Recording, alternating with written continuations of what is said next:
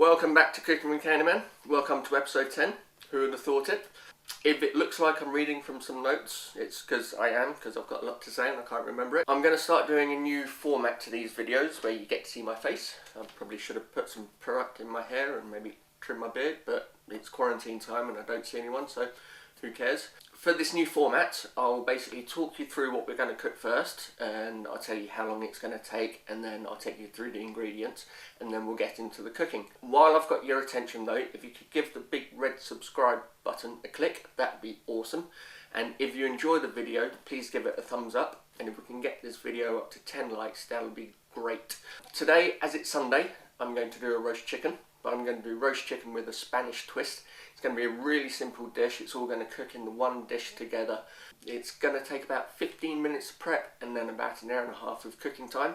With all that said, let's get into the ingredients. So, for this chicken dish, we're obviously going to need chicken.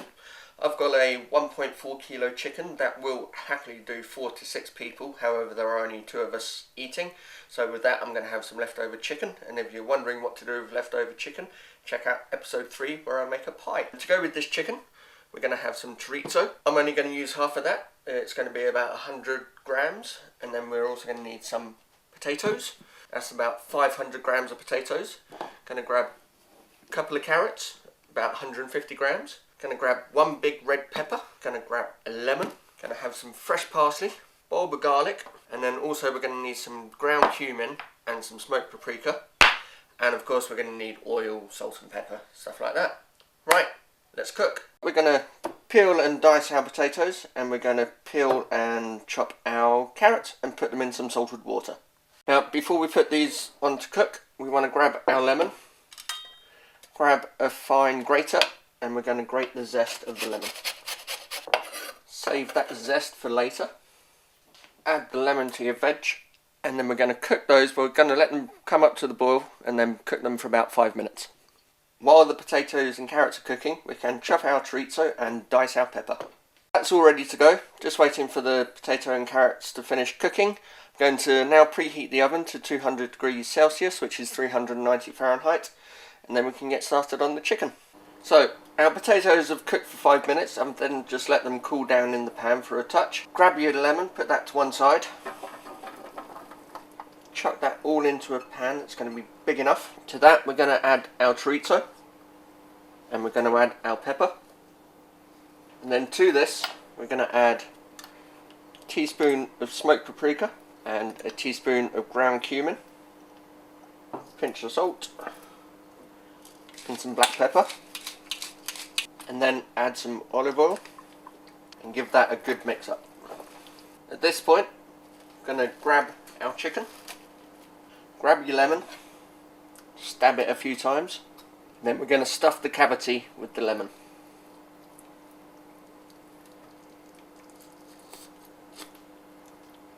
That's going to help it cook from the inside.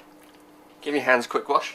And then to the chicken, I'm going to add a pinch of smoked paprika, some black pepper and some table salt, good drizzle of oil, and then just rub that in. This is now going to go into our preheated oven for 20 minutes. After 20 minutes we're going to turn the temperature down to 180, which is 355 Fahrenheit, for another 60 minutes. An hour and 20 minutes later, if you're anything like me, you would have channeled your inner Keith Floyd and had a couple of glasses of wine and maybe beaten your wife at a few games of Uno. At this point your chicken should be cooked. An easy way to check if your chicken is cooked, if you don't have the thermometer, is to grab a skewer, get it into the thickest part of the bird, and the juices should run out clear.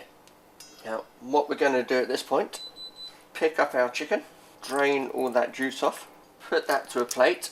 Now we're going to wrap that and let that rest for 10 minutes. At this point we're going to preheat our oven to 200 degrees Celsius, 390 Fahrenheit. Give this all a bit of a stir about and put this back in the oven while the chicken's resting. So while our chicken is resting, we can get back to the lemon zest that we saved earlier. From this we're going to make a gremolata, which we're going to sprinkle over the top. So we'll grab our parsley, we're going to give that all a chop, stalks and all. And then with that, we're going to grab our clove of garlic, give it a smash, quickly peel it, and chop that up. Then we're going to add the parsley and the garlic to the lemon zest. To that, we're going to add a pinch of salt and some black pepper, and give that a bit of a mix. We can keep that to one side while we start to carve our chicken. To carve your chicken, you first start off by taking off the legs. So slice it down there. Don't be shy with it, give it a yank, and then cut at the bottom of the bone just there.